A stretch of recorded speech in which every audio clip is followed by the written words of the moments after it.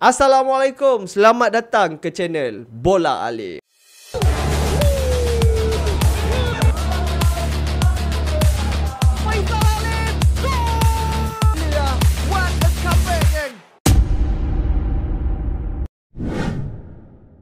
Alright gang, latest update untuk skuad Harimau Malaya kita. Aku rasa kali ni baru betul buku bertemu dengan ruas. Baru kita tahu kemampuan sejauh mana skuad Harimau Malaya kita. Alright, menjelang aksi pertemuan Malaysia bertemu dengan pasukan Vietnam dalam aksi kelayakan Piala Asia 10/6 nanti, dikatakan akan ada lagi satu perlawanan persahabatan sebelum bertemu dengan pasukan Vietnam. So, FAM dah pun umumkan di mana pasukan Malaysia kita akan bertemu dengan pasukan Cape Verde. Nama negara yang agak jarang-jarang sekali kita nak dengar. So, yang mana tak tahu lagi, Cape Verde ni adalah satu kepulauan yang terletak di sebelah Afrika Barat. So, yang mana kenal Alvin Fortes, pemain import Selangor? Inilah negara asal dia, Cape Verde, geng. Okey, difahamkan pertemuan bertemu dengan Cape Verde ni akan berlangsung di Stadium Kuala Lumpur Ceras. Kenapa tak main dekat Bukit Elil? Sebab 28 hari bulan tu ada perlawanan ASEAN All-Star bertemu dengan pasukan Manchester United. Sebab itulah pertemuan dengan Cape Verde ni bermain dekat Stadium Kuala Lumpur Ceras. Dan kalau korang nak tahu, kita akan berjumpa dengan Cape Verde ni 2 kali, gang.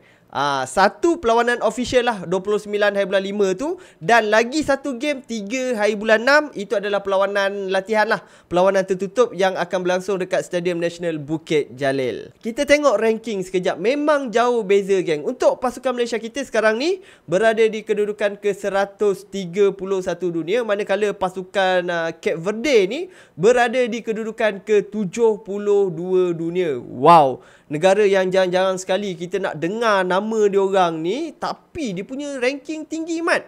Lagi-lagi pasukan daripada Afrika ni kan mempunyai fizikal yang cukup baik sekali. Dan aku rasa ini adalah satu perlawanan yang cukup bagus lah untuk skuad Harimau Malaya sebelum bertemu dengan pasukan Vietnam, geng. Alright, geng, jom kita skodeng sekejap pasukan Cape Verde ni, nak tengok sejauh mana kekuatan, kemampuan diorang untuk 5 perlawanan yang terakhir diorang menang 2 kali, seri 1 kali dan kalah 2 kali. Tapi aku cukup menarik sekali nak tengok pasukan yang diorang seri tu, geng. Diorang seri dengan pasukan Egypt. Bukan biasa-biasa, mat. Ada Mo Salah tu. So, maknanya pasukan Cape Verde ni bukan cikai-cikai, geng. Lagi satu, aku memang cukup seram nak tengok rekod ni, geng. Untuk aksi kelayakan Piala Dunia, Cape Verde ni berada di dalam grup D.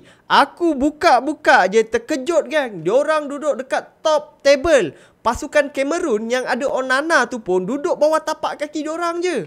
Lain macam. So, next friendly match selepas diorang bertemu dengan skuad Harimau Malaya kita pada 9 hari bulan 5 nanti, diorang akan bertemu dengan pasukan Georgia. Aku dah mula ketar-ketir dah ni, geng. Kita tengok pula top player diorang, geng. Aku rasa yang paling padu sekali sekarang ni Logan Costa yang bermain dekat La Liga bersama dengan klub Villarreal.